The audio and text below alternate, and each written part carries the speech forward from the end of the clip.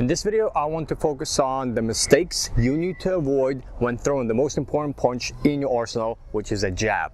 There's a lot of mistakes, a lot of bad habits that beginners, intermediate, advanced guys, they still make when throwing the jab.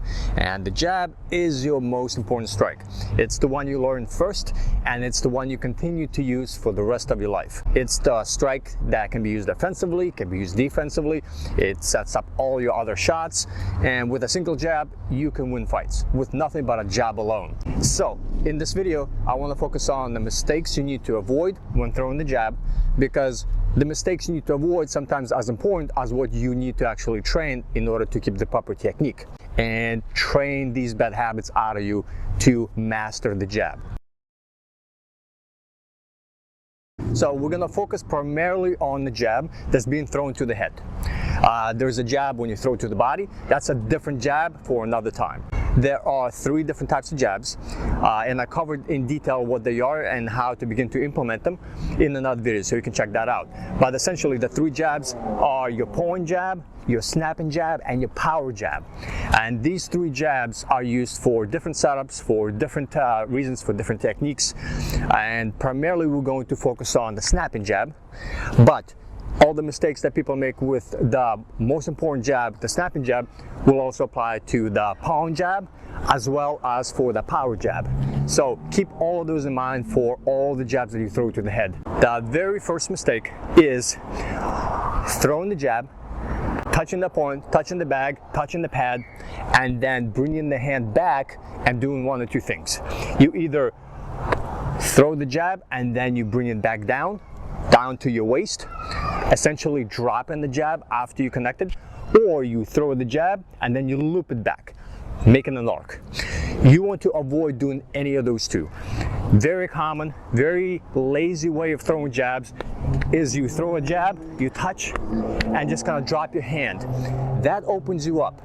If somebody times you just right, when they see you throwing the jab and then dropping the jab a couple of times, they got you timed, and they will begin to counter with a kick, with their own combination, with a lead hook. Essentially, you're opening yourself up when you throw your jab and then you either drop in it or you loop in it, opening yourself up.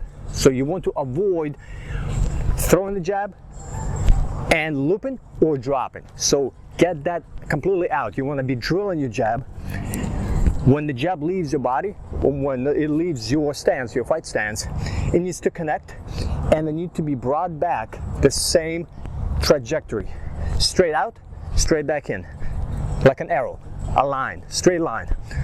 No looping, no dropping. So get that, drill that out of your system. Be very aware of looping the jab or dropping the jab. Straight line, in and out, bam, bam. Now, a slight side note on when you throw your jab, you can see a lot of fighters will bring it down and they loop it back down in order to bring their hand back to their fighting stance. Now, it's often done as a mistake, but you can actually loop it down as a deliberate way to protect yourself or to set something else up. And you'll see more high-level fighters, more high-level boxers, they deliberately would drop their jab and loop it down in order to bait. So you dropping it and you are basically asking them to counter you because they see you looping down the jab, but you are gearing up. You are baiting them to come in so you can counter them with something else, such as a cross. And in MMA, if you are using the jab, you can deliberately loop it down in order to avoid a takedown. So when you throw your jab, when you bring it back, a lot of times off a jab they could shoot a double or a single. But if you throw your jab and then you drop it and you loop it down, you're essentially bringing your hand down in order to work your underhooks so they don't shoot on you, as a way to kind of have takedown defense. So if you're going to loop the jab down, make sure you're doing it for a reason and for a purpose. The second mistake is leaving your chin up. So when you throw your jab, a lot of guys have a bad habit of throwing, and first of all, they drop their shoulder and they also raise their chin. So kind of, it amplifies your chin being up in the air. So you want to drill and avoid the mistake of putting your chin up in the air as you punch. And that applies to every punch. But in this jab, when you throw the jab, you want to keep your chin down and you want to raise your shoulder up and you want to tuck your chin into your shoulder. So in your fight stance, your shoulder, your lead shoulder, should be slightly raised. No tension, but just elevated slightly so you can also tuck your chin into your shoulder. So you got double protection of your shoulder and your chin being tucked in. So when you throw your jab, you have your chin already, your jaw and your chin covered. It's protected, not straight out, but as you throw, you tuck your chin, your jaw right into the lead shoulder, and then you bring it back, and then you back to your fight stance. So remember, shoulders slightly up, chin down, and that's how you should be drilling your jabs to avoid the bad habit of doing this and leaving your chin up, just calling, just asking for it to get hit. The third mistake has to do with the rear hand. And the common mistake, and there's a couple of them, kind of different variations of the kind of the same mistake of the rear hand being in different positions. So when you throw the jab, common mistake is keeping your hand right here by your chest, maybe by your ribs, basically away from your chin. So when you throw, you're essentially throwing your jab, but then you're not protecting the other side of your head. So here you want to avoid having your hand anywhere near your body. It needs to be, your fist needs to be by your jaw, right here. It needs to be glued. All right, so when you throw your jab, it needs to be right here, protecting the other side, just in case, you know, if they come in with a counter and they're going to be targeting your other side with a hook, with a kick, with an overhand. You want to have it protected by keeping your rear hand by your jaw. Common mistake also, keeping it right here in front of your chin. Right here. You might be thinking, well, I'm keeping my hand up and I'm jabbing, but you're keeping your chin right in front and you're exposing your jaw. You can still get hit right here, and that's kind of like the sweet spot, right behind the ear, right behind the jaw. If something solid connects, that's good night for you. So, very common mistake. You think you're keeping your hand up, but you keep it in front of your chin. Need to be right here by your jaw, right here, glued. And also, when it comes to this hand, you want to be careful not to have your elbow out. So you might be keeping it right here by your jaw where it's supposed to be. You have your chin tucked, but then you're exposing your body. So you want to also keep your elbow, the rear hand, by your body, so it forms a solid connection right here. You're protecting your ribs, you're protecting your body, your liver, and then your fist is protecting your jaw, not your chin, not right here, and definitely not anywhere down here, right here. And then you got your fight stance, you got a little extra protection on the other side. So when you throw your jab, keep this hand up, glued, and that's how you should be drilling. Throwing your jabs, and then keeping this hand glued by your jaw, protecting. The fourth mistake is when you throw your jab, a natural tendency is to drop your rear hand. So when you throw it, there's like this natural way that your body, that you need to train out of your system. It's like a seesaw, or you're doing a bow and arrow.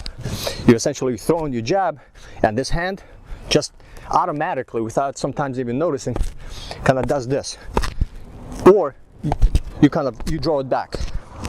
So you're doing this, or you're doing this. Very common mistake. And that just goes back to you drilling and just instilling into your muscle memory to keeping your hand by the jaw. So be very aware that when you throw your jab, that you're not doing this. You're not dropping the hand, you're not pulling it back, that it stays glued to your chin, to your jaw. And I have a video where you can use either hand wraps or a tennis ball and place it right here between your chin and your jaw right here, and you just drill your lead strikes, and that will keep you kind of very aware of what's happening with your hand when you are throwing your lead hand strikes, because you're gonna have an object right here, a tennis ball or a hand wrap, you know, kind of notifying you that if you drop, then you drop the object. So it's gonna train your muscle memory to keep that hand up by your jaw and to keep your elbow by your body. So be very aware and avoid the common mistake of just doing this. Open yourself up for counters and just asking to get hit. Hand up by your jaw, drilling your jab. The other mistake is lack of distance and range control. You are either too far and you can't land on target, or you're too close and you cannot get full extension. For the jab to be effective, or for any punch for that matter, you have to be at the end of them. You have to have a full extension on the jab, on the cross, and if you're up close, you have to have that range and distance control for all of your punches. So for the jab, if you're too far, that means you have to compensate by leaning forward. And if you're too close, you can't get full extension and you're not getting the full power of your jab, the full snap and the whip. So if you're too far, a lot of people lean. When they lean, you open yourself up because now you're over your lead foot. Most of your weight is on your lead foot, and you open yourself up to counters, to get hit, because you're not as mobile and you are out of balance. And if you're too close, well, you can't get full extension on your jab, and you are essentially within the close range to throw your hooks and your uppercuts. So you have to be very good at being able to manage that range, that distance to your opponent, and you do this by training on the bag. You have to be just at the end of your strikes, at the end of your jab, fully extended in order to land. So wherever you are, whether you are in close or far away, you have to either use your footwork to land, or if you're too close, you have to step out and you land your jab. But you have to know exactly where you need to be based on the distance to your opponent, to your target, so you can land and be at the end of your jabs so you can utilize them properly. So the fix is use the bag and begin to train your distance, begin to train your range by establishing your jab, by just putting it out there, knowing where you need to be, where the full extension of the jab is, and this is your effective range for the jab. Now, if I step in, I need to know how close I need to be to the bag to land, or how further out I need to be in order to land my jab.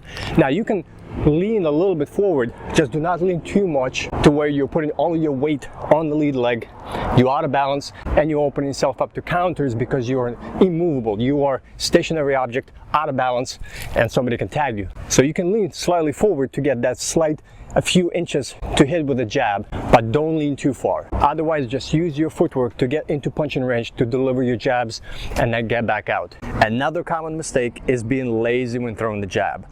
Essentially, having no deliberate attempt of when you throw the jab, there's nothing behind it, you're not setting anything up, and you're just kind of like in that sleep state of fighting where you're just like, okay, well, I'll just do something just to keep busy, but you're not actually trying to either set up another strike, maybe feint, and or begin to gauge your reaction off of different shots or off of different jabs that you throw. So what happens is just two guys standing across and nothing is happening, and you think, well, I gotta throw something. So you throw your jab, you just kind of touch, and there's no deliberate attempt thinking of setting something up and seeing the reaction so you can deliver your power shot. You have to be very deliberate, you have to be methodical when you are trying to set up your shots. Just standing here and just either feinting or using the other three jabs. You know, you can use a pawn jab, maybe using your snapping jab, maybe stepping in with a power jab, but you have to be extremely deliberate when you are throwing your jab and just watching reactions, watching openings. So do not just stand here and just, I haven't thrown a strike, so might as well throw a jab. Everybody says a jab is most important strike, so I'll just keep throwing dozen jabs. No, you have to be very, very deliberate with them. But that doesn't mean that you try to deliver every single jab on target, or you try to set up your shots with every single jab you throw. You're still relaxed, but you are very methodical, and you're watching, setting things up, moving, and then you're delivering your jab. Either pawn jab, snapping jab, or your power jab if the opportunity presents itself. So avoid being lackadaisical, avoid being very lazy, and without any thought, just throwing the jab in order to, possibly set up a shot, or just throwing your jab for no reason at all other than I haven't thrown something, so I'll just, hit the jab out there. So these are just some of the few and the most damaging mistakes that people make when throwing jabs. Keep all of these in mind, and you want to drill being aware if you are making those mistakes. So I recommend that you put a camera on you and just drill your jabs, moving around different ranges and just throwing your jabs on target, and then watching it back and seeing if you're doing any of those mistakes. Have somebody who can train you, hold the pads, or just watch you so they can call things out and just do this in real time. And remember, very important, throwing jabs to the head, you have 3 jabs. You have your pound jab, you have your snapping jab, and you have your power jab. The number one jab that you're going to learn first, and the one you're going to apply the most in the fight, is going to be your snapping jab. A quick, power, but speedy jab that whips their head back and sets up your other shots. Then there's going to be your pound jab, and then it's going to be your power jab. But your snapping jab is your go-to strike, your go-to jab that you need to master first. And in the course, in the Fight Fundamental course, I go into detail on how to execute the jab properly, the snapping jab, with speed, proper body mechanics, and most importantly, how to begin to use your jab, your snapping jab, to set up your power shots, your cross, your lead hook, and put them into combination with the jab. So be aware of these mistakes, and if you want to go deeper and do a deep dive into jabs and the fundamental 4 strikes, get the course, and I'll see you in there.